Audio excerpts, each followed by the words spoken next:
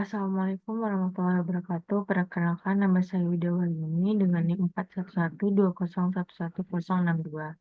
Program Studi Akuntansi Manajerial tahun 2024. Di sini saya akan mempresentasikan hasil sidang artikel saya yang berjudul Analisis Penerapan Modal UTAU 2 terhadap perilaku pengguna mobile banking.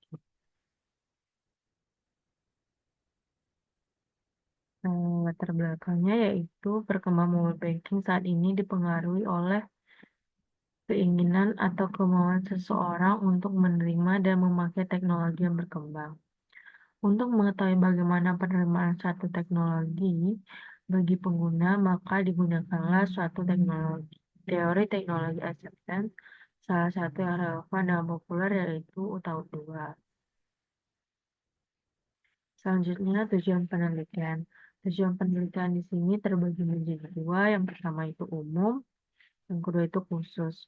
Umum untuk menganalisis penerapan model UTAU 2 terhadap perilaku pengguna mobile banking, dan yang khusus itu untuk mengetahui pengaruh variabel yang ada di dalam model UTAU 2 terhadap perilaku pengguna mobile banking. Selanjutnya ada metode penelitian. Yang pertama itu ada jenis penelitian. Di sini saya memakai jenis penelitian kuantitatif karena dapat memberikan pemahaman mengenai bagaimana proses penerapan model UTAU 2 ini terhadap perilaku pengguna mobile banking. Selanjutnya di sini ada pendekatan. Di sini saya menggunakan pendekatan deskriptif karena eh, eh, itu suatu metode yang bertujuan untuk membuat deskriptif tentang suatu keadaan secara objektif. Selanjutnya di sini ada jenis data. Jenis data di sini yang saya gunakan ada dua, yaitu data nominal dan data ordinal. Data nominal ini berupa klasifikasi responden jenis kelamin, sedangkan data ordinal ini berupa klasifikasi sangat tidak setuju, setuju, dan sangat setuju. Selanjutnya, teknik pengumpulan. Teknik pengumpulan yang saya gunakan dalam penelitian ini adalah kuesioner dengan menggunakan Google Forms. Selanjutnya, di sini ada hasil penelitian yang saya olah. Yang pertama ini ada uji validitas. Berdasarkan tabel ini dapat dilihat bahwa dari seluruh item yang diajukan terhadap responden dinyatakan bahwa seluruhnya ini valid. Data ini dilihat dari nilai korelasi pada variabel lebih tinggi daripada nilai R, yaitu 0,1703. Tabel R yang 131 responden, maka tingkat signifikannya 0,05 sebesar 0,1703.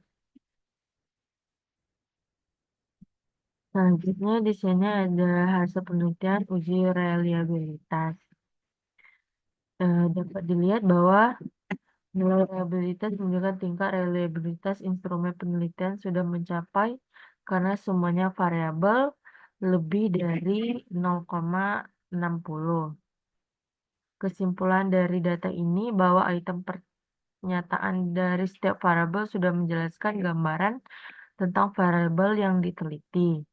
Instrumen ini dikatakan reliable atau terpercaya. Selanjutnya hasil penelitian analisis asumsi klasik. Yang pertama itu ada uji normalitas. Di sini ada gambar satu di sini adalah gambar histogram. Dapat dilihat bahwa uji ini dikatakan normal karena data menyerupai kurva lonceng yang simetris dan berimbang di sekitar nilai tengah. Selanjutnya di sini ada gambar 2 atau gambar normal p-plot. Pplot ini adalah grafik yang membandingkan distribusi data dan distribusi yang diharapkan. Dari gambar ini bisa kita lihat bahwa model regresi berdistribusi normal karena pplotnya ini atau titik-titik ini eh, mengikuti garis diagonal dengan baik. Selanjutnya, hasil penelitian uji multikolinearitas. Di sini bisa kita lihat bahwa nilai VIF di sini kurang dari 10, yaitu untuk harapan kinerja 2,326. Untuk harapan usaha kurang dari 10 juga, yaitu 4,152. Untuk pengaruh sosial juga kurang dari 10, yaitu 2,189. Untuk kondisi yang memfasilitas juga kurang dari 10, yaitu 2,327. Selanjutnya motivasi hedonis ini juga kurang dari 10, yaitu 3,653. Selanjutnya nilai harga di sini juga kurang dari 10, yaitu 1,559. Selanjutnya di sini ada kebiasaan kurang dari 10 juga, yaitu 2,194. Di sini juga ada nilai tolerance. Nilai toleransinya ini lebih dari 0,1, yaitu 0,43, ya kan? Lebih besar dari 0,1 yaitu 0,43. Terus untuk harapan usahanya itu lebih besar dari 0,1 yaitu 0,241. Untuk pengaruh sosialnya itu lebih besar dari 0,1 yaitu 0,457. Untuk kondisi yang memfasilitas ini juga lebih besar dari 0,1 yaitu 0,43. Motivasi hedonis juga kurang dari 0,1 yaitu 0,2. Lebih besar dari 0,1 yaitu 0,274. Nilai harga di sini juga 0,642. Nilai kebiasaan juga lebih besar dari 0,1 yaitu 0,456. Selanjutnya di sini ada hasil penelitian uji heterokedastisitas. Berdasarkan gambar ini bisa kita lihat bahwa tidak ada gejala heterokedastisitas karena tidak adanya pola yang jelas atau bergelombang pada gambar scatter plot serta titik-titik menyebar di atas. Selanjutnya, hasil penelitian analisis regresi linear berganda. Yang pertama itu uji R-square. Uji R-square juga sebagai korelasi berganda, yaitu korelasi antara dua atau lebih variabel independen. Uji R-square tidak dilakukan secara terpisah, tetapi nilai R-square secara inherent menjadi bagian terpenting dari proses analisis regresi.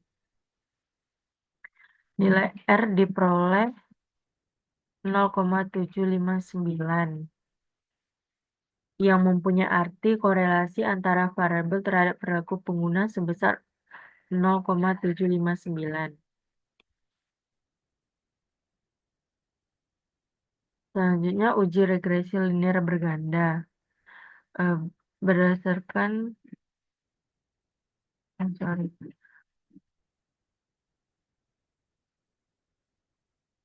Untuk nilai R-square-nya ini yaitu 0,577.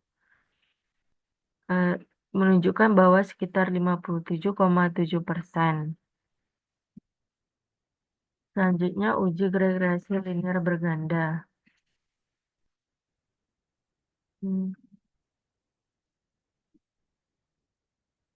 Di sini harapan kinerjanya di di sini yang pertama harapan kinerja. Temuan pada penelitian ini menunjukkan bahwa tidak terdapat pengaruh yang signifikan antara harapan kinerja dengan terhadap perilaku pengguna mobile banking karena memiliki signifikan lebih besar dari 0,05 yaitu 0,803. Di sini yang kedua ada variabel harapan usaha. Juga temuan penelitian ini menunjukkan bahwa tidak ada yang signifikan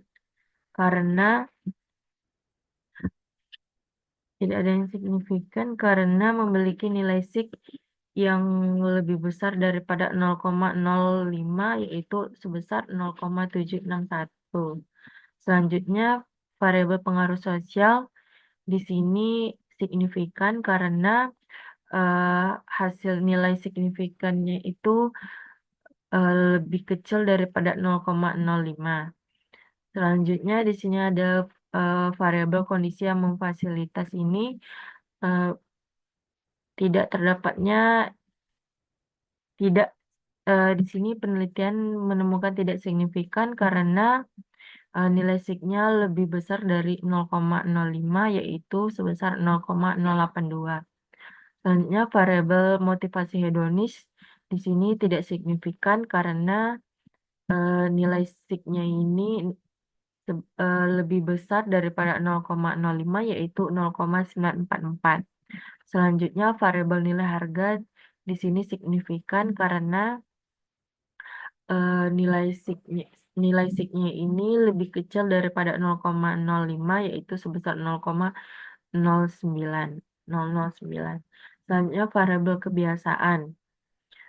Di sini signifikan karena nilai signifikannya lebih kecil daripada 0,05 yaitu sebesar 0,00.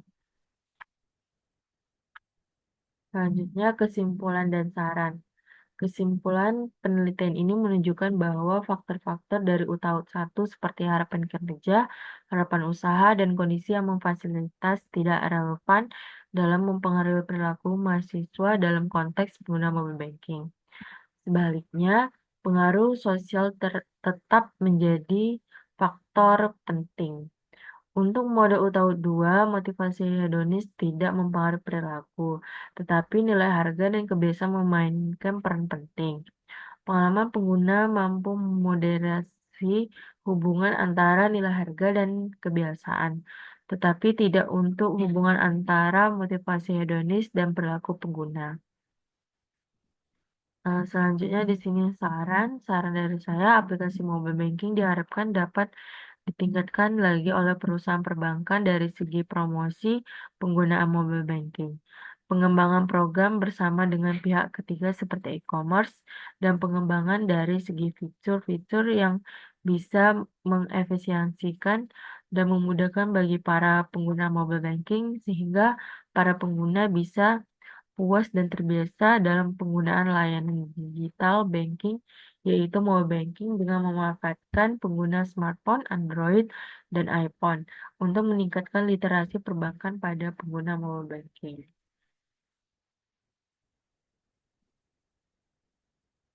Sekian presentasi dari saya, maaf lebih dan kurangnya mohon dimaafkan. Wassalamualaikum warahmatullahi wabarakatuh.